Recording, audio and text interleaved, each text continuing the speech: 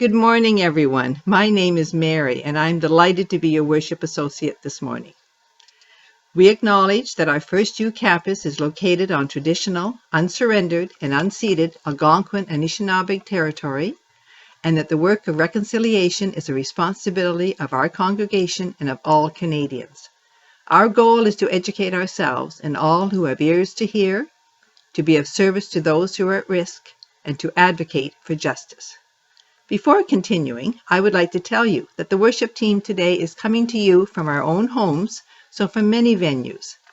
Given the unpredictable weather and equally unpredictable health and location of our team, it was deemed best to come to you today totally online, but every bit as sincere and welcoming as though we could greet you in person.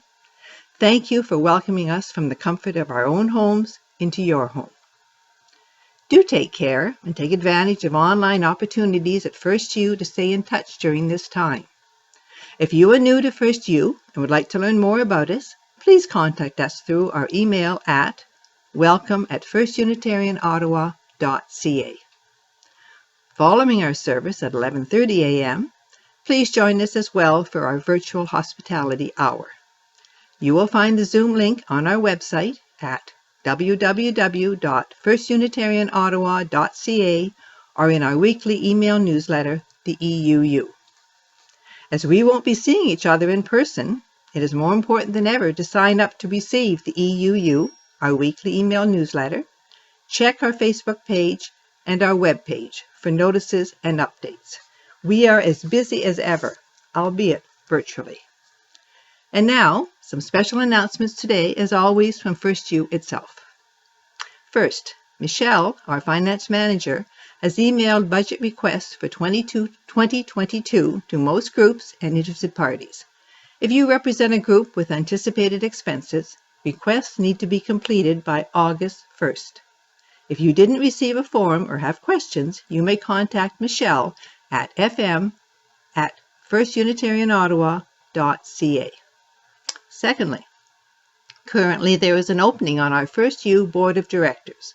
Interested congregation members may contact Joe Connor. And thirdly, FirstU is preparing for a special Pride service on August 22. We are looking for speakers at our service willing to share their LGBTQ2+ experience or history. If you are interested in being a speaker or reader for this service, please contact Carl Sunnan of the Embracing Diversity Committee. And now, news from the Canadian Unitarian Council. Many of you may be aware of or have heard of the 8th Principle. In November, the Canadian Unitarian Council, or CUC, will be holding a special meeting to discuss a motion that states as follows: We, the member congregations of the Canadian Unitarian Council, covenant to affirm and promote individual and communal action that accountably dismantles racism and other oppressions in ourselves and our institutions. To engage in the discussion, all are encouraged to review the following: CUC Special Meeting Information Package, CUC Dismantling Racism Study Group, and CUC 2021 Confluence Lecture.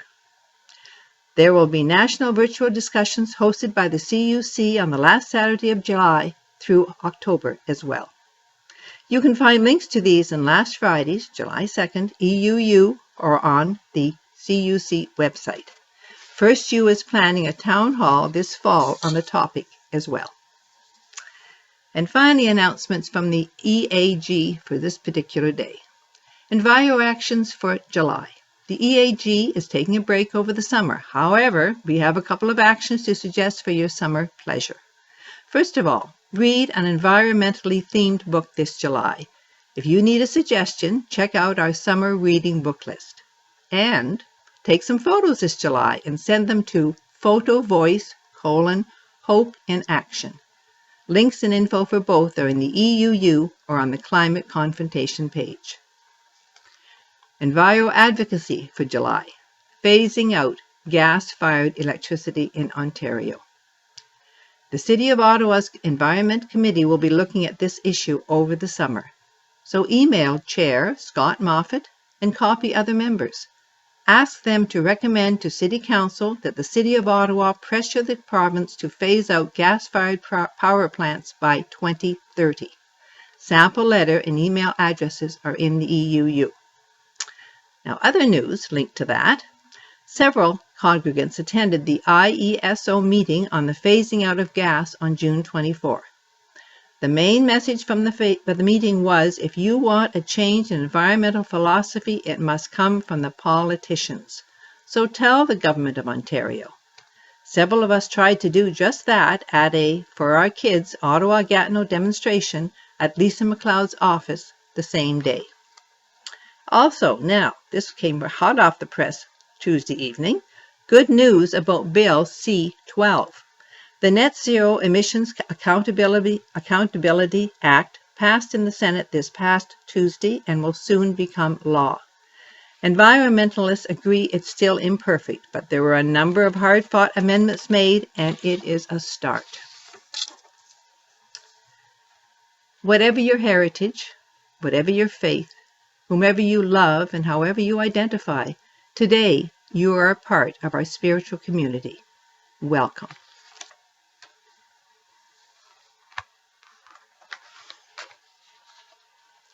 And now, the opening words for today, which are by the Reverend Sean Neil Barron, some of you might remember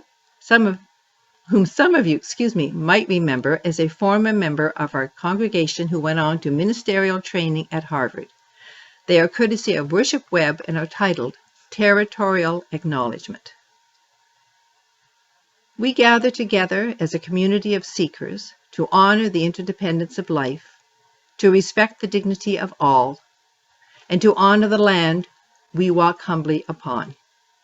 Friends, let us acknowledge that we walk upon the traditional territories of the Algonquin people, the original nations of this land, who continue to cry out for justice and self-determination.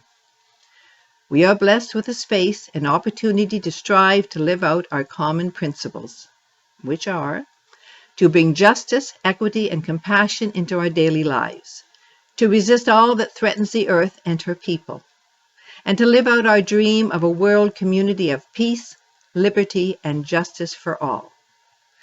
Let these thoughts carry us forth as we journey and worship together. Blessed be. I will now light the chalice.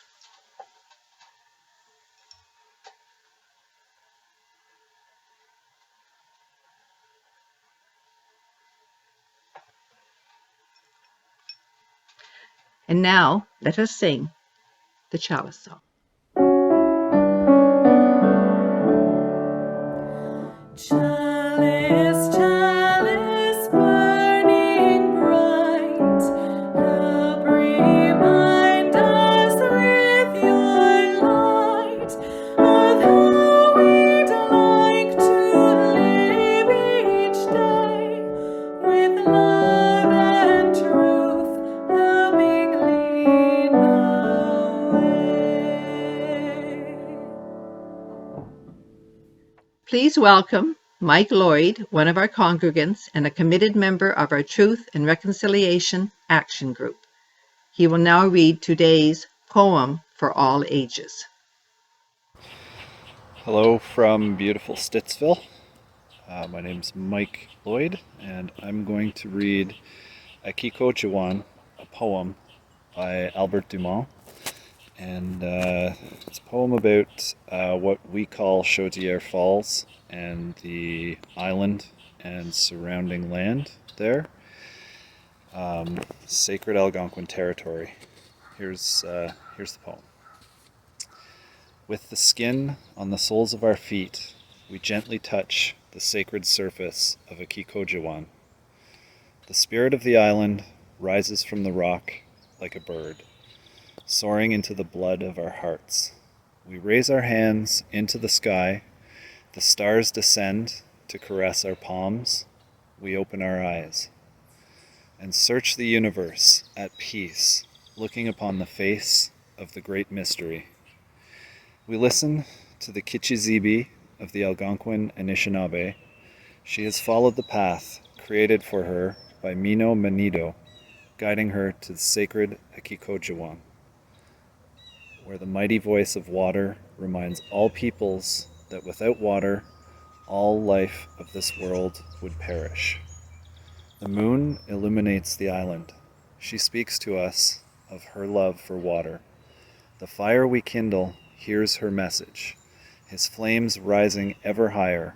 Our circle dances, the rapids sing. The smoke of burning sage carries our chanting song to the eternal home of our grandmothers and grandfathers. The waters of the falls swallow our humble offerings of tobacco.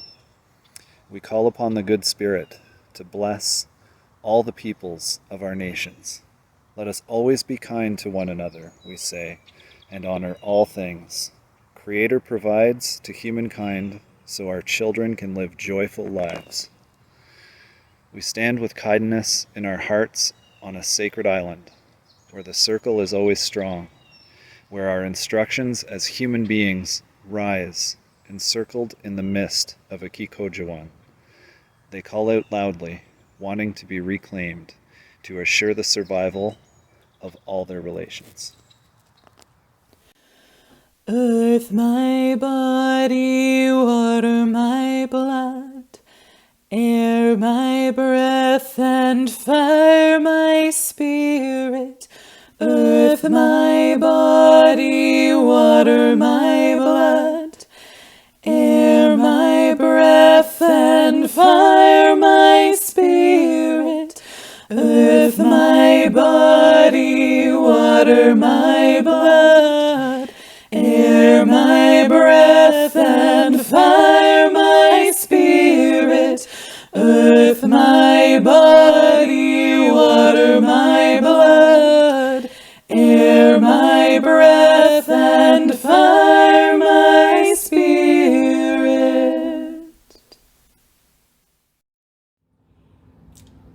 This is the time in the service when we can share our joys and sorrows. We do this by placing stones in water and allowing the ripples to take those thoughts out to the universe where they can be shared by everybody. This first stone is a joy and a sorrow. The joyous part is that COVID is working its way out because so many people are getting vaccinated. The sorrow part is that COVID is still with us, and so it is important to maintain the health conditions that the health folks ask us to do. The next stone is a reminder, as we've just passed Canada Day, to think of our Indigenous neighbors and the trials and tribulations and joys that they may be experiencing. The next stone is a stone of commemoration for our neighbors to the south, as today is the 4th of July. And lastly, a stone for all those joys and sorrows held in the recesses of our hearts. We will now have a moment of silence.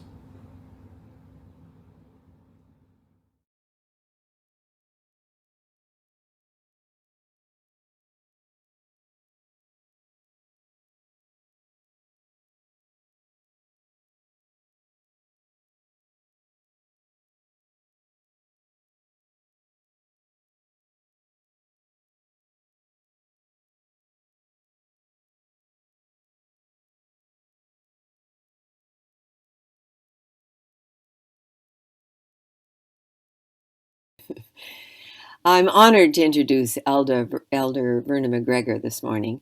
She's coming to us from Kitigan, Zibi, just north of Ottawa, where she is a grandmother, an economic officer, and she's also an employment counselor at Minwaashin Lodge, which many of you are familiar with because many support it. So she's also a friend of our congregation, having led a sharing circle, which had some ideas about the stewardship of our land, and from whence the Ajashki Food Garden sprang. She will be speaking of whole life spirituality, the kind of Indigenous stewardship that has been going on for thousands of years before settlers came to this continent, and is what we need to know more about, our struggle against climate change.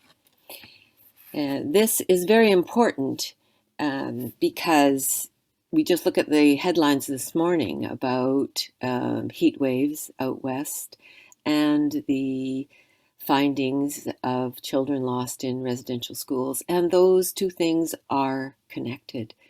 Verna will give us perhaps an understanding of what is essential to the healing of the planet and the people on it. Thank you, Verna. Kwe, Kakina, hello everybody. Bonjour tout le monde.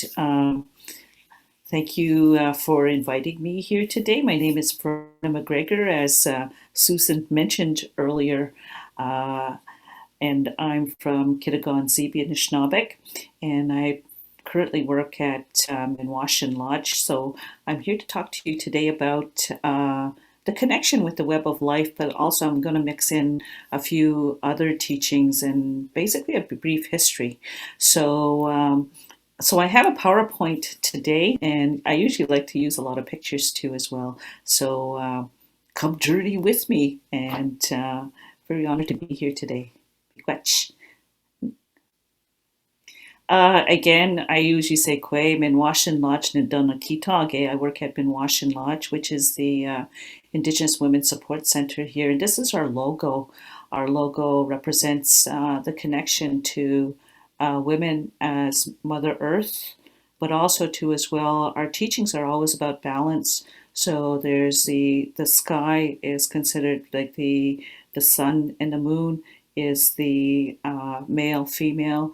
The sky, the earth, Mother Earth, and the sky is the male, female. So again, you have the four colors around, and the connection with the earth, with the drum too as well, which is the heartbeat of the earth too. So next, please. I do a lot of talks in the Ottawa area, so I always start from the beginning.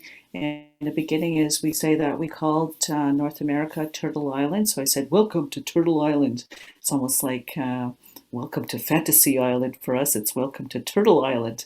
And I took this picture from Facebook, actually, and I said this, how did our ancestors know that America looked like a turtle? But this is tied to also our creation stories, but also to as well, there's a lot of teachings with the turtle as there is other animals. One of the teachings too for us is that we had 13 moon cycles. And if you look at the turtle, have a chance to look at a turtle, you'll see that they have 13 sections on its shell. And again too as well, that's tied to that numerology, but also too as well, there's many teachings with the turtle, which is tied to also governance. So I won't go into that because I have a short time. Next, please. But that's why they say welcome to Turtle Island is North America. For me, again, as I mentioned, I did mention, but in my bio beforehand, I'm from Kitigan, Zibi, Anishinabeg, one of the Algonquin communities. There's 9 Algonquin communities under the Indian Act in Quebec and one in Ontario, which is Golden Lake, Pequawkanagan. So our traditional land was also the Ottawa River watershed, but we were also known as the Omamininawak, which means the nomads. We had big territories actually, and it's sort of like confining here, even with this watershed, because we would be traveling to a lot of places. And again, too, as well, to be segmented into the Ottawa River watershed too, as well, I guess, it's kind of like a misnomer too, because it's more broad than that. But again, because of this understanding, when I'd introduce myself, I'd say, "Wow, why would I say that? Is because We were known for the birch bark canoe. We still are. And that I introduced myself with my name and my clan. And my clan is Fox on my mother's side. Onimki Panesi is Thunderbird on my father's side. That would be our traditional introduction, because our the watershed, the clan system was based on the watershed. So, and if you look at the picture here too as well, you see all the intricate water systems, even just in the Ottawa watershed. And again, too, our understanding is that the rivers and lakes are like the veins of Mother Earth. And if you see that too as well, it looks like a vein system. So that's why they were also very aware of what we do to the water in addition to the land. Next, please. Again, I always talk about the significance of Ottawa. For us too as well, because of that understanding of the rivers were basically our highway. We meet here in the summertime at the Chaudière and the Chaudière Islands, which is just down the river from where your congregation meets. But also too as well, so the significance of Ottawa is that it's at the confluence of the rivers coming together from the four directions. And you have the Gatineau River from the north, you have the Zibi, which is the Ottawa River coming from the west to the east, and you have the Rideau River, which is a funny river too as well, because it's a north-flowing river coming from the south, and the center is the Chaudière Falls. And we would come and meet and talk about what's going on the land in the summer prior to contact. The center of it too as well, it's interesting that Parliament Hill is now located at this confluence too as well. It was a strategic location, but also for us, it was a spiritual location. And again too as well, the significance of the Chaudière Falls was that also they called that a kikajuan, meaning also it was like the kettle, but also it was like the pipe. And before it was dammed, you would see the steam coming up and the mist. And again, too, as well, that was similar to the pipe where you have the stem and the bowl coming together. And there's a lot of teachings with the pipe ceremony. So again, I'll just move in really quickly. Next, please. Again, when you look at that confluence, it's similar to our teachings of the medicine wheel. And the medicine wheel has many teachings. It represents, again, the four directions. You have the north, the south, the east, the west. The sun comes up in the east, goes down in the west, cold in the north, warm in the south. It represents the four medicines. When you smudge, you have the cedar, tobacco, sweetgrass, and sage. It also represents the four seasons. You have the winter, the spring, summer, fall. It also represents your journey here too as well, where you come from spirit in the north, which represents spirit, and then you take your first breath as you were born, which is like a new day on the east, where you have the white and the yellow part, and then as you go around clockwise, it's like your earth journey here as you progress from infant to toddler to adolescence to teenagehood to adulthood, and then your adulthood too as well as you journey.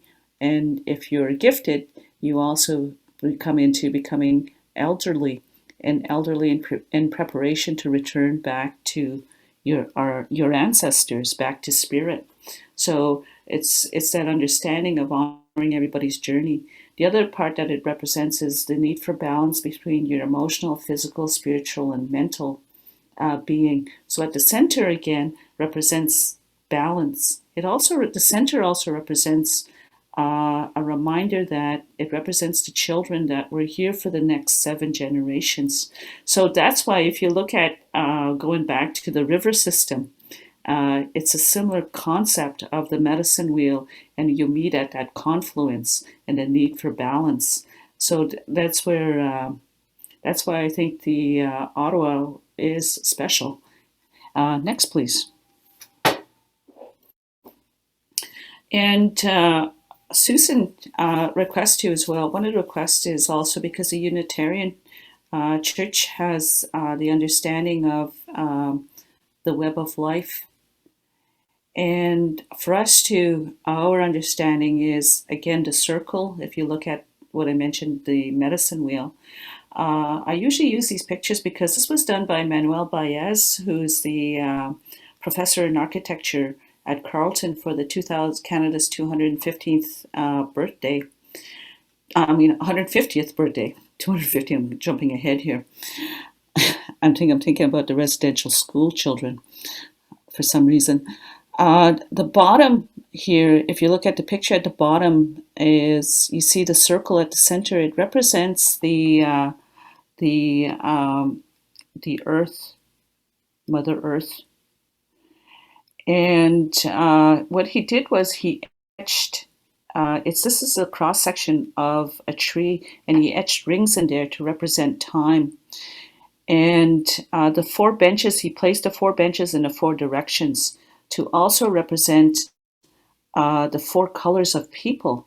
The other meaning of the medicine wheel is the 4 colors of people on this earth too as well, and that regardless of our differences, at the end of the day, we all share this earth and have a responsibility to look after the earth. So what Manuel did here was also, he put the 4 benches to represent the 4 colors of people coming to Turtle Island at the center. And the etching on the outer part of the benches represents our growth as a country, as Canada, because Canada is a young country and being 154 years old now. The top picture represents the dream catcher, and what it is too as well is a lot of times they said, the commercial understanding to today is that the dream catcher filters dreams, but it's more deeper than that. It represents also too as well the spider teachings, and for us the spider brought the alphabet, and it also weaves its web. As you see that in this dream catcher, it represents also too as well the web of life. And one of the teachings of that is that everything is interconnected, and that everybody has a responsibility, but also the interconnectedness of everything. And one of the biggest teachings of this too as well is that what we do to the earth, we eventually do to ourselves. And going back to the medicine wheel, again, it represents also the 4 elements that's required for life, basically starting with the earth, but also the water, the air, and the fire. So again, too as well, they all interconnect for us to have a good life here. And what they call a good life in Algonquin is Minopimatsuin. Next, please. So I thought I'd give you an example too as well of what this interconnectedness means. And one of the things what we're finding, and I do a lot of talks, I'm doing a lot of talks with Environment and Climate Change Canada, and I talk about the contrast in understanding the native and non-native understanding. And I give examples. One example here is, again, it's the tree understanding. For us as Algonquin, we were always on the watershed, and it was just in maybe the late 1800s we started our burials similar to the cemeteries today. But prior to that, because we were on the water, we would have our burial grounds by up and down the river system. Even here in Ottawa, they're still uncovering different burial grounds. So what we would do is also too as well, we'd wrap our children in the blankets when they are born, and then we would wrap our departed in blankets to return them back to the original mother, the earth. So your mother wraps you in a blanket when you take your first breath, and then your ancestors or your relatives wrap you in a blanket to return back to the mother, which is the earth. And what we would do is, I put a little acorn they would put a tree seed in the mouth, in the body as they bury it, and it becomes a tree. And it's that understanding of reciprocity too as well, that also while we're living too as well, we breathe out CO2, but also too as well the trees also give off oxygen. There's that reciprocity going on. So when you go back to the earth with the burial, also your body becomes part of the tree, but also too as well, you would be very careful also when cutting a tree with that understanding. So today we have a different understanding with the cemeteries and even the headstones, which is, yes, in essence, you're returning back to Mother Earth, but also too as well, there was also always that permanent marker, but we didn't, our permanent marker was the tree. And what I'd say is, although our understandings were different, I don't know if one is superior to the other. It's just the contrast in understanding. Next, please. I used to sit a lot with Elder William Commanda, and he was a carrier of the wampum belts. And the wampum belts are the shell belts. And he had 4, but and one was lost. But he had the 3 remaining. He had the 7 Fire Prophecy belt. He had the Sharing belt, which was made in 1701. And then we had the Jade Treaty belt. The one I'm going to talk to you really quickly is the 7 Fire Prophecy belt. And I think we're in prophecy today. It was a belt with 7 diamonds. And the middle diamond had 2 roads. And it predicted the newcomers coming to the lands here.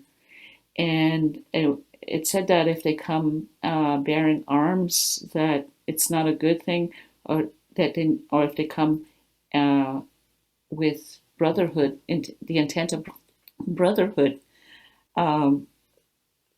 then there would be a growth. So what happens is, because there will become a time too as well now with this development, that there'll be crossroads where there'd be a need for an understanding of the native understanding as to why we lived on this earth the way we did, because there's going to come a time when the earth's in trouble, and there will be the crossroads is either we change the way what we're doing now with our understandings of caring for the earth, or if we continue on the same path that we're on, it is to the detriment of the next 7 generations. So I think that's why there's an awakening now, and now even more so. Even yesterday, you look at the fires in BC, it was talking about this climate change too. And one of the prophecies is that there will be a seeking of knowledge. So I think that's why I'm also here talking to you today. The bottom picture is the Sharing Belt of 1701.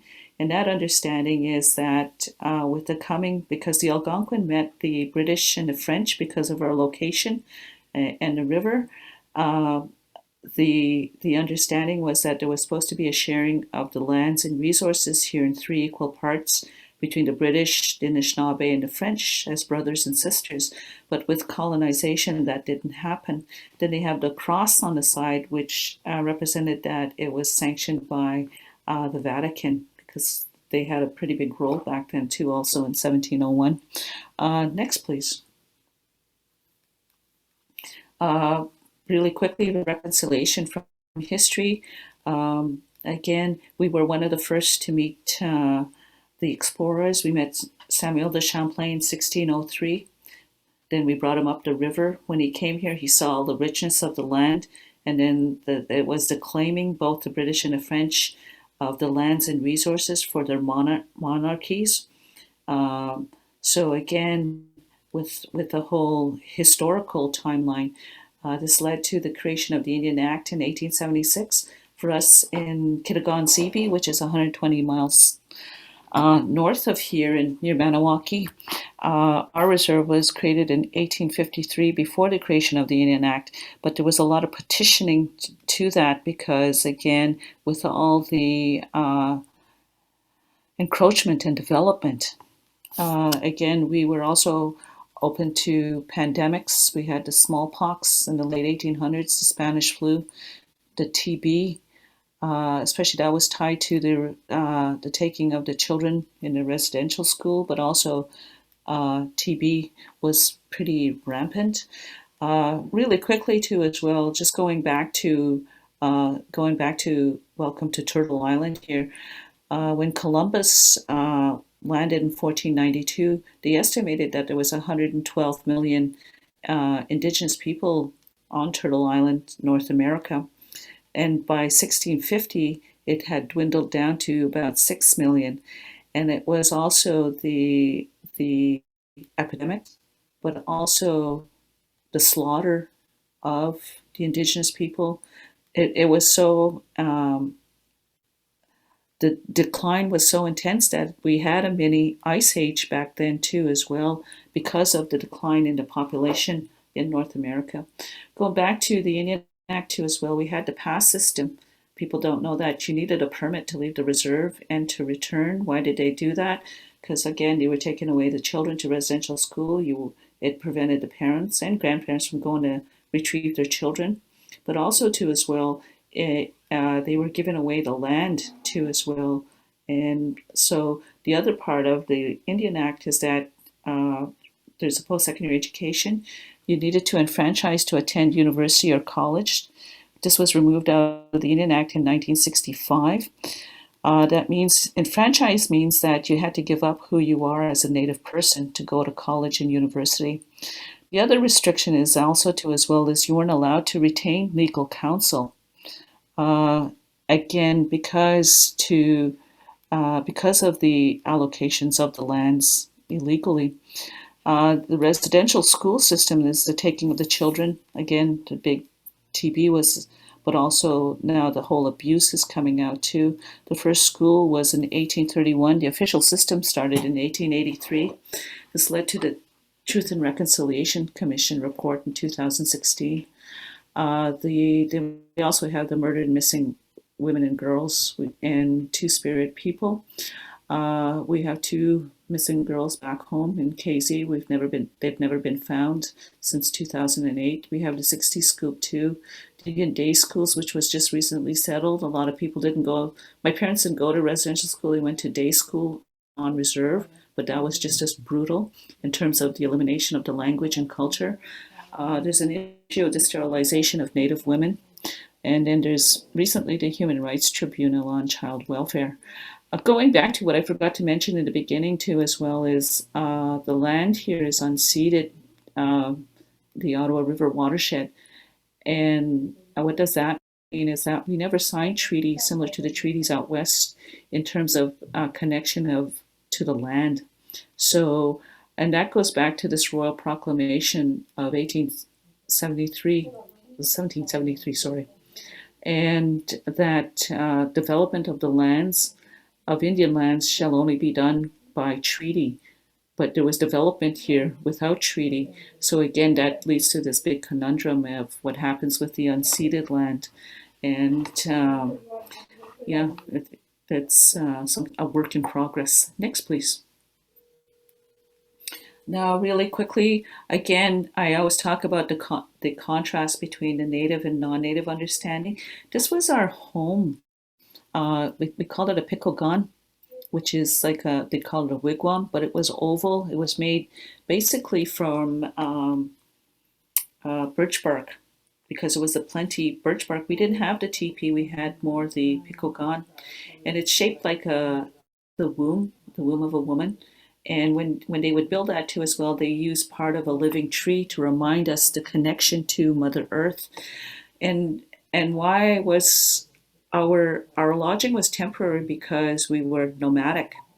And also that understanding is that we don't own anything, that everything returns back to creator back to the earth, which is a contrast today where you have the subdivisions here and you build houses for permanency. The only problem now is we're running into this issue of sprawl.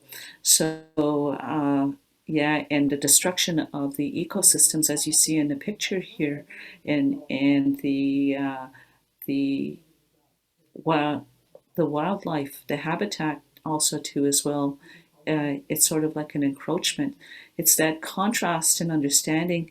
The other bottom one is, again, we had the birch bark canoe, and again, it was made out of biodegradable materials because everything came from the land, and the rivers were our highways. Well, today, in contrast, now we all drive vehicles, but look at what we're doing to the planet. So what I was saying here is, I think our biggest challenge is sometimes it's going back and looking at why we lived the way we did, and to compare today. And sometimes I see it as opportunity. Can we come up with also innovative solutions too as well? Because we may not have a choice. If you see what's happening in terms of the rise in temperature, and that's part of the seven fire prophecy. Next, please. And again, too, really quickly as I close, I'm running out of time. This was I put a picture of a village. Again, our villages would be close to the water. Why? Sometimes too as well. It was that understanding of, I say that like it's like fire suppression. Our understanding too as well is that male and female, the sky and the earth, the interconnection. So when you have lightning, it was also the understanding of the male-female joining. And you see today too as well, when you have lightning, it's the fertilization. You have nitrogen in the air. So what they would do is sometimes they would let the landscape burn, because when that happens, sometimes naturally you have a natural regeneration of the land. But today we have fire suppression. Why? Because of the permanency of the houses. You want to preserve that. Well, like look at, for example, yesterday you have Lytton, BC. The whole town is burnt. But for us, again, too, as well, we would just move on, and that's why we live close to the water too as well, because again, it's for the safety. It was a safety precaution, and letting the land burn. Because again, too as well, when you have the burning of the landscape, sometimes you have the regeneration of different plants, but also the regeneration of invasive species, or it brings back that balance. So again, it's just a different understanding of the land. And that's why when I talk about this interconnectedness, it's bringing that understanding and awareness, because again, that may bring in different unique solutions. Next, please. I think that's my last slide. Yes, it is. So in closing, that's just my message today, is also the interconnectedness of the web of life is opening our minds to also nature.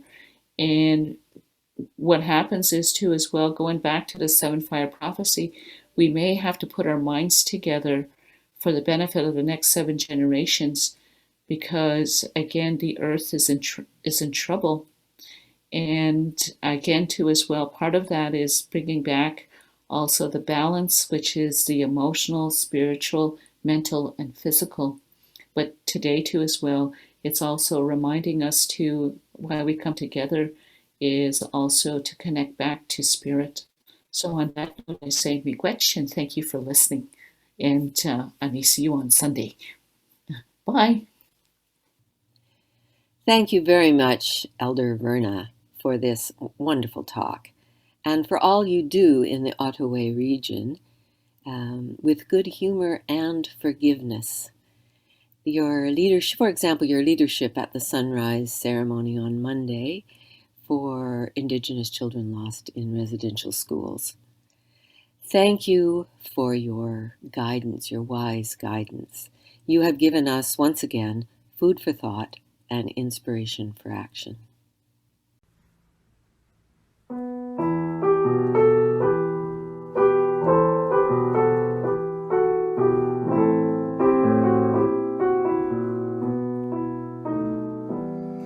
For each child that's born, a morning star rises and sings to the universe who we are.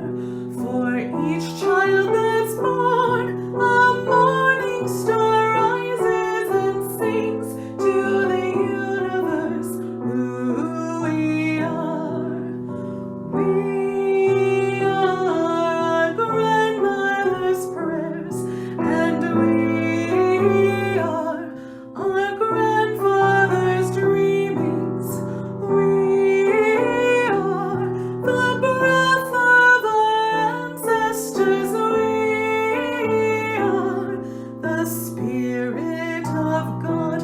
We are mothers of courage and fathers of time. We are daughters of dust and the sons of great visions. We're sisters of mercy and brothers of love.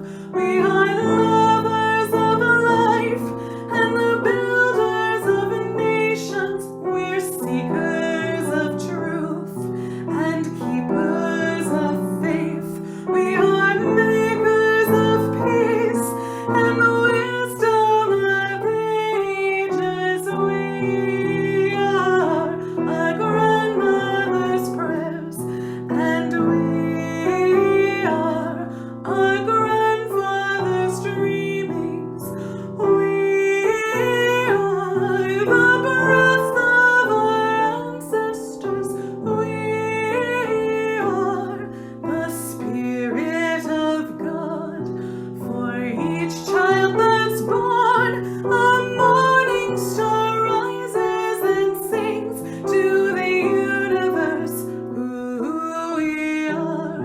For each child that's born, a morning star rises and sings to the universe who we are.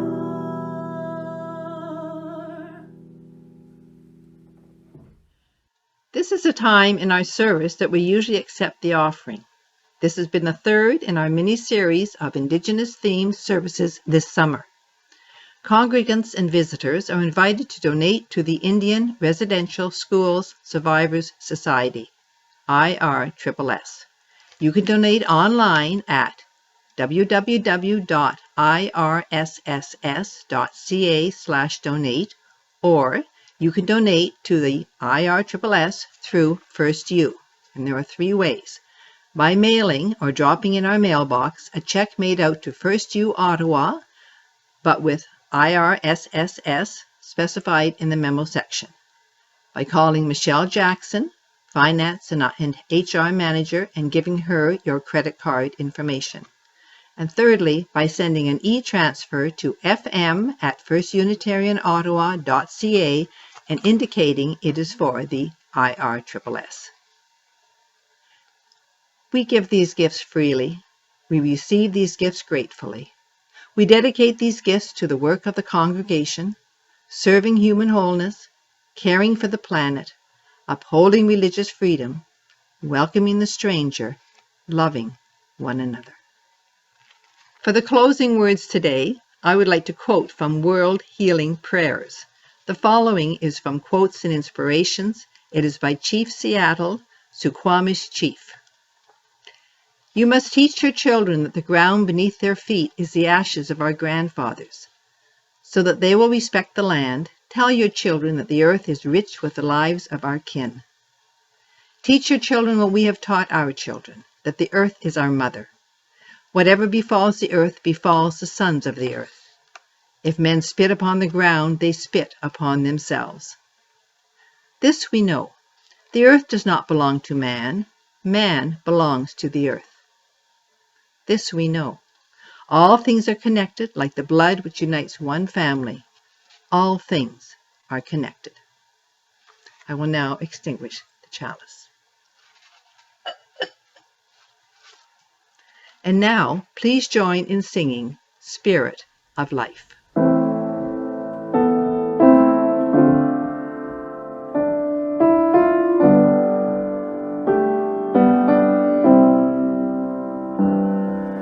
Spirit of life, come unto me. Sing in my heart all the stirrings of compassion. Blow in the wind, rise in the sea. Cool Vidas mori de justiça, tenurimor, cielo patuor, source de vie, viens vers moi, viens vers moi.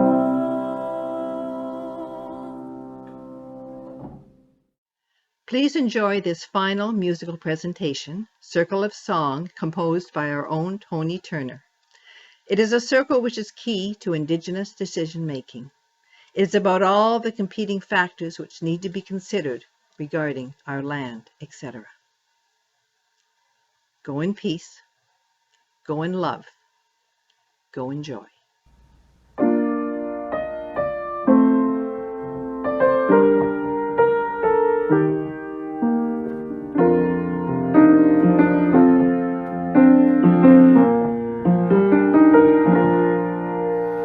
Come join with me in the circle of song, the young and the old, the weak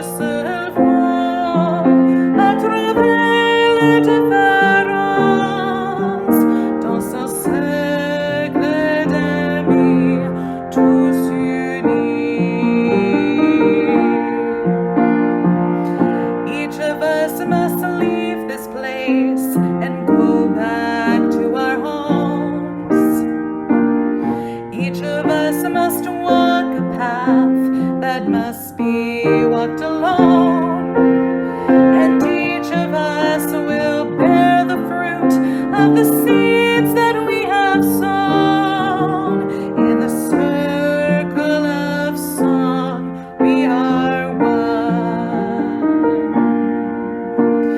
Come join with me in the circle of song, where young and the old, the weak and the strong, singing with one voice, though we may speak different tongues. In the circle of song, we are one. In the circle